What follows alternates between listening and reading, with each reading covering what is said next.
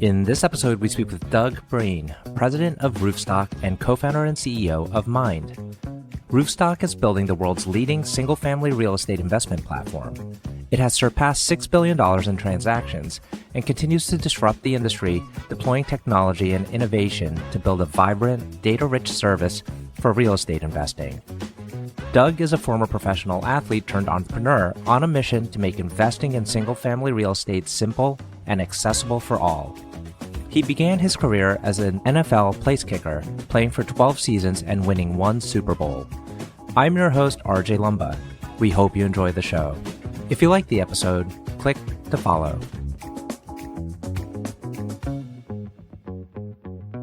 Doug, thanks so much for taking the time to chat with us today. It's a delight to be with you. Yeah, great to be with you. Thanks for having me. So I think this is a first where we've had an NFL player, successful NFL player, turn entrepreneur and be on our podcast. We'd love to hear about the start. I'm sure our audience always loves to hear about a professional athlete. Tell us about your background. You went to Cal, you played there, I presume, and then you decided, I want to give it a go to make it in the NFL. Yeah, I mean, the slightly longer version is I grew up a soccer player, aspired to be a college soccer player, went to one of the best high school football programs in America, De La Salle High School out here in Concord, California. And my senior year, they didn't have a kicker. And so they were kind of asking around on the football team, like, who can kick? And I put my hand up as a guy, like I was the guy who took the penalty kicks and direct kicks and made goals from far out on the field. And it was like, all right, well, let's go out for a tryout. And basically I kicked a PAT over the track field and over the scoreboard. And they said, how do we sign you up for this? And so I literally kicked 1 year in high school and then got an opportunity from that 1 year of experience to walk on at Cal. I mean, I honestly had no idea how good I could become. But the idea of going to Cal was compelling enough for me to forego soccer. Because the reality is Cal can't play football, it was Pac-10 in those days, and soccer. And so I decided to kind of roll the dice because kicking came quite easily to me and ended up starting and doing well at Cal and getting drafted in the third round by the 49ers. And then it's a little bit of like a Forrest Gump story where all of a sudden I was a rookie on the 49ers and we won the Super Bowl my first year. And that's kind of where my entrepreneurial journey started because I've always had that entrepreneurial itch. And I literally took the Super Bowl check from my first year with the 49ers and bought my first property. So I bought a house, renovated it, sold it for a profit. And I ended up playing in the NFL for 12 years. But like my real estate investment journey was kind of ongoing every offseason, including getting an MBA at Tulane when I played for the Saints. And so when I retired in 2005 at the age of 35, it was just a very clear, obvious transition for me to keep going in real estate. And what was interesting and what ended up creating this entrepreneurial idea was the fact that the foreclosure crisis, the great financial crisis was happening around the same time I retired, or it was at least just beginning.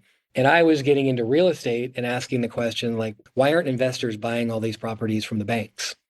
And just very quickly got into entrepreneurial mode, tested a thesis with a partner. It worked. And so we just carefully scaled the idea.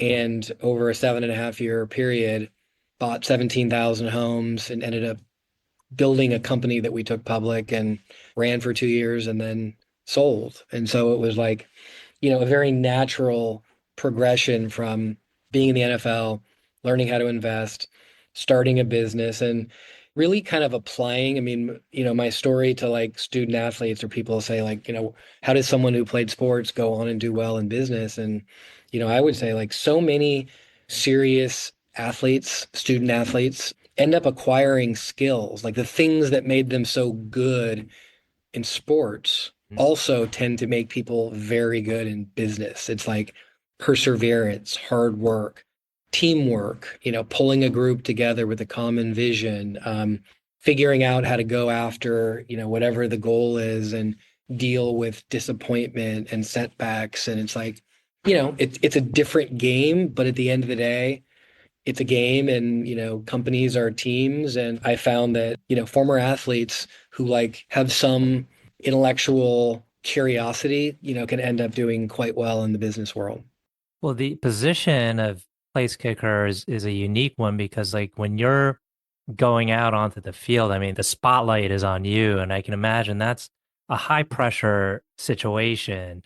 Is that something that you were naturally inclined to do well at? I mean, you didn't feel the pressure too much. You liked the moment. You almost cherished the moment. How did you manage that? And I mean, there's a TV on you, there's like 50,000 fans watching you. Were you able to just stay focused in those situations? Yeah, it's funny. It's a common question, and I'd say it's a little bit of nature and a little bit of nurture. So I've always been a very, even-keeled person, just not get too high, not get too low. Like that kind of a disposition, I'd say, is very helpful.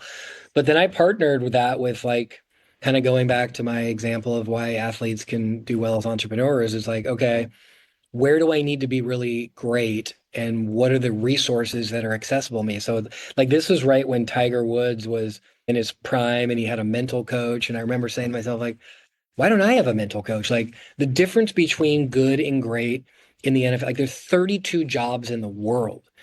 And there's probably, 100 that have the physical ability to do it.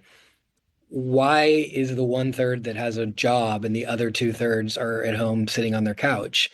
It's between their ears. It's like who can be the most consistent in the biggest moments? And it's like, yeah, it comes naturally in some ways, but like it's a learned skill. Like there are actual skills and meditation and visualization and compartmentalization and like you can practice these things and actually become quite good. So I got really, really engrossed with the world of sports psychology and had a sports psychologist and literally spent an hour a day just on like my mental practice, weekly calls with my mental coach going over notes from practice, all my stats. So like really got good at that. And so yeah, I mean, to survive in the NFL as a place kicker, I mean, it's literally like go search most stressful jobs in the world, Hmm. and it will every time show up in the top five as the most stressful jobs in the world. And yeah, you got to block all that stuff out. I mean, everything you said, like the natural human thing is to like, think about those things. Well, that is not helpful when you're out there on the field. In fact, thinking at all is not helpful. And if you watch a pitcher, if you watch a golfer, if you watch a kicker, like when they are out there in that moment, like there is nobody home and they are like trained to like get themselves into the zone. The zone can be measured. It's like brain waves slow down, move into like a feeling state in your body. And so the question I always get asked is like, what's it like to be a CEO or an entrepreneur versus a kicker? And it's like, oh my gosh, it's so easy. Because some people like it's like I mean it's a stressful job like starting a company like it's a stressful thing, Hmm. but compared to the binary world of being an NFL kicker where like complete success or failure depends on putting a piece of leather between two poles and it's binary. It's either good or it's not. And you got one Hmm. shot. Hmm. In the business world, like you got like multiple shots. And if you're not getting it right, you can bring in other resources and get help and try again and again. Like it's just very rare that it's one and done. And so to me, it's always like people say, how come you're not so stressed about this? I'm like, because we're going to figure it out. We're going to try this. And if it doesn't work, then we're going to try that. And if that doesn't work, we're going to try that. That's the entrepreneurial journey. And it's like, it's been a real benefit to me because you could think of it as training at altitude. Hmm. Kicking in the NFL is training at altitude. And now I'm down at sea level and it's like nothing is as stressful.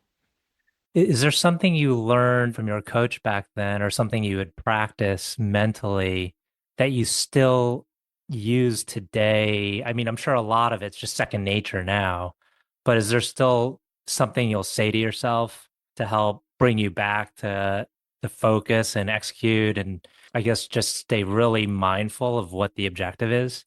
Yeah, I'd say two basic things. And I mean, look, the most stressful kind of like, you kind of have to make it work is like I end up doing a lot of public speaking, right? You can't like screw it up and be like, yeah, I'm gonna come back tomorrow and try again. It's like, no, you got to get it right. Big meetings like with investors, like you kind of like you got 1 hour to convince them of X, Y, or Z.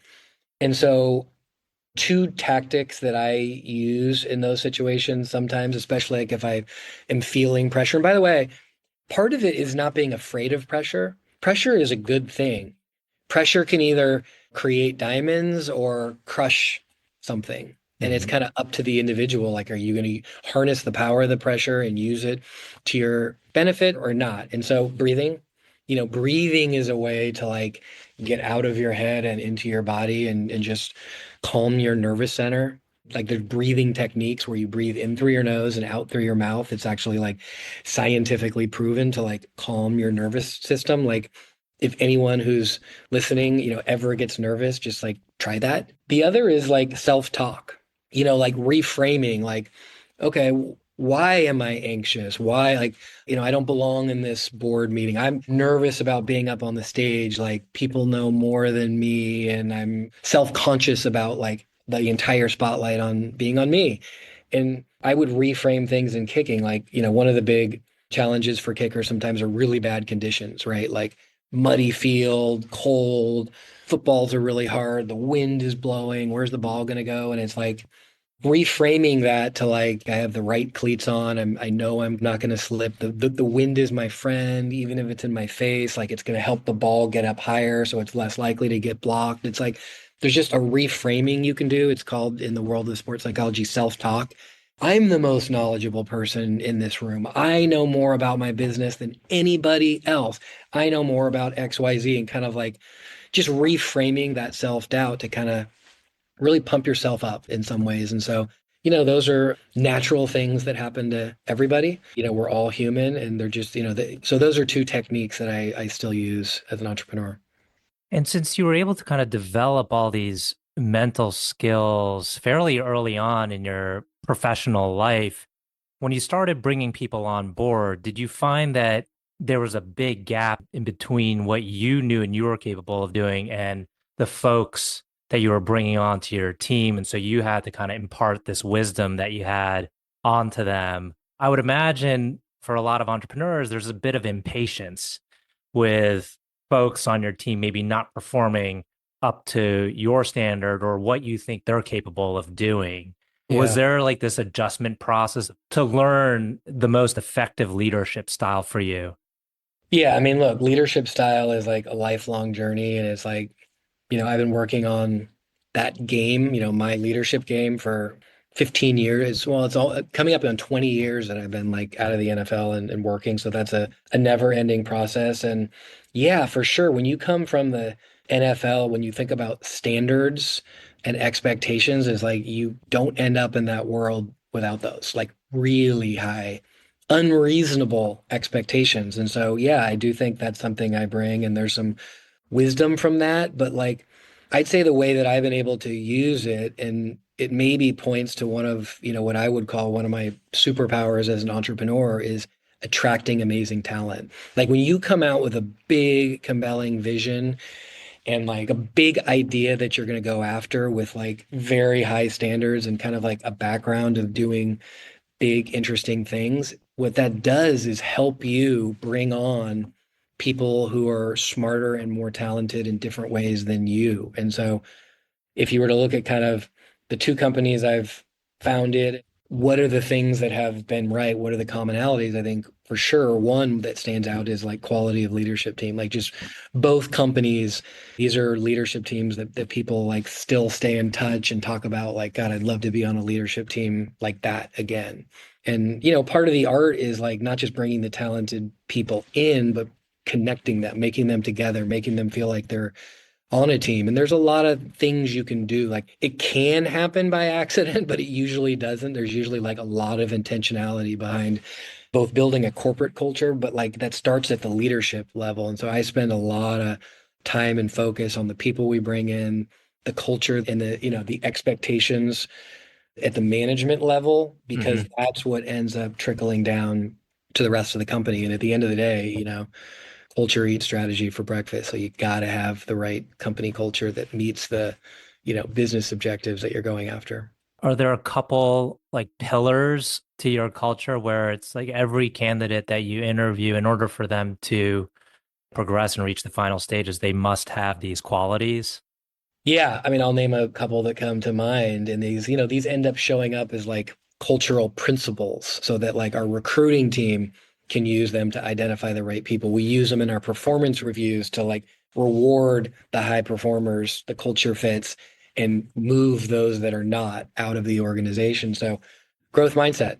It's like I can't stand to be in a meeting room. Like I don't ever want to do something that's like easy and not like growth oriented, right? So what that means is you're doing things people have not done before. And there's nothing I can't stand more than sitting in a room where you have people who are just saying all the reasons that it won't work. Mm.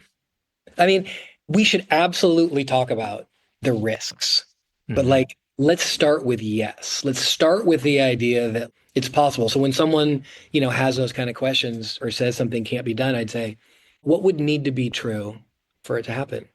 Like, Mm-hmm. just tell me one thing that you think's not true that would need to be true, and then we can start to like expand the growth mindset around that thing and say like, okay, well, why can't we get that? Why can't we be that? Why can't we do that? Like, let's talk about that. Mm-hmm. Like, I'm going to figure out the path on like how we make this possible. So growth mindset. I think respect is super important. You just can't have a team of people that are just like not respectful to others. It breaks the team dynamic. And then lastly, I'd say like team players. Mm-hmm. That can mean a lot of different things to a lot of different people, but some examples are the idea of getting it right, not being right. I also don't want to sit around the table where everybody's banging their head. It's like, and they're just trying to be right. It's like, guys, let's back up. What are we trying to do? We're trying to find the right idea to push this idea or the company forward. And it's like, I'm going to throw out my idea, but like, I'm totally open to the idea that someone else has a better idea. In fact, I hope that's the case. Like, I don't care. I really don't care. I just want to get it right. I do Mm-hmm. not need to be right. And if you have a room full of people that share that, it's like that's a powerful combination. Mm-hmm. And back to your entrepreneurial journey. So after you build up this portfolio, buying, let's say, deep value real estate and taking it public, what happens next? Like we're trying to like really unlock the power of a new asset class. So single family rental, my first company was we bought 17,000 homes. My second company, Mynd, recently merged with Roofstock. I'm back with my old partner, Gary Beasley. We actually worked together at my first company, Waypoint. And what we're trying to do is like unlock the power of investing into single family rentals, both for retail investors and institutional investors. It's a very complicated asset class because the assets are dispersed, like you don't have that geographic concentration. And so what it means is it's in some ways really like a logistics management company to like Mm. manage all the homes and all the service requests and all the different investors. So you have to be really on top of your game as it pertains to technology and data. And we're a growing company, north of 100 million of revenue. We manage for some of the largest institutions in the world, over 5,000 retail investors. And, we think ultimately we should be managing over 1 million homes. And so we're on that journey to like really make the asset class more accessible to investors that want to invest in it because it's a really compelling risk adjusted investment, like buying and owning single family homes because people want a place to live. Like they want to live in a home. And today, for a whole bunch of reasons, interest rates is a new reason. People need to rent homes and be in the communities with the better schools for their families. And it also just doesn't always make sense for people to own homes. I think people during the foreclosure crisis learned a very hard lesson. There's a lot of people who owned homes who maybe weren't in the right position to own that home. And so today they're renting. And, we have a whole industry of renting. But, I think as a community of single family rental entrepreneurs, there's also a realization like we can do better on the service perspective because it is such a hard asset class to manage. So we're very focused on delivering better service. And frankly, a lot of that is having more scale, better data, better technology, and better service oriented people. And so that's really how we spend our time every day when we wake up and why we're so excited about the future of the business. And has it been a market increase year to year in terms of the number of homes being converted, say, into single family home rental? Yeah, it's definitely slowed down because there's a lot fewer investors buying single family rentals because of Mm. interest rates. But at the same time, build to rent has become a new thing. So there's a lot of homes being built, purpose built as rentals. And, a decade ago, that didn't happen really at all. And so the number of rental homes has continued to grow a little bit, but not nearly at the pace that it had in the past. I'm sure that will change again when, interest rates fluctuate. But it is arguably the largest asset class in the world, Hmm. roughly 17 million single family rentals. And that's going to probably go up over time. It needs to go up over time because we have a housing shortage in America. We need more houses, Hmm. and a bunch of them should be rentals. And how do you interact with other platforms like Avenue? We have a lot of different operating partners, so it really depends on the part of the business. We, leverage local brokers, inspectors, data providers, software providers. I mean, we really think of ourselves as like a central platform, and we do the core essential things and then like plug in capabilities from third parties where it makes sense. But we want to create a cohesive user experience for our residents and our investors. Got it. We're coming up on the tail end of the conversation. I have two final questions. One is, can you tell us about a person who has had a profound influence on you? So I would say my high school football coach, like they literally made a Hollywood movie about him called Perfect Effort. It's about De La Salle High School, Mm, and they still have it. This record will probably never be broken. I think it's 142 wins in a row. It's like 13 seasons, never lost a game. mm. And the most amazing thing about it is the objective wasn't winning. It was really to just develop young men. And so his impact like really had a profound impact on me and really everybody who's been a part of that program. And so it's like when I think about the things that I've been able to do in my life and kind of going back to my learnings as a student athlete, it really started at De La Salle High School. Excellent. Last question. Can you tell us about a charity cause or other endeavor that you're passionate about?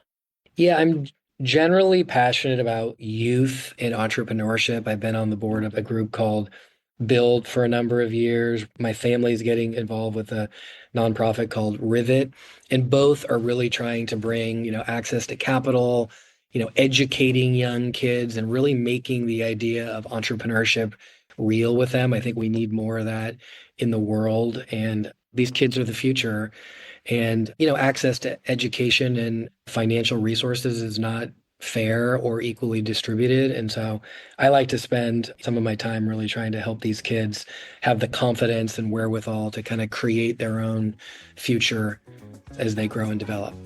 Fantastic. Well, Doug, want to thank you again for taking the time. This has been a wonderful conversation. Yeah, likewise, RJ. Appreciate it.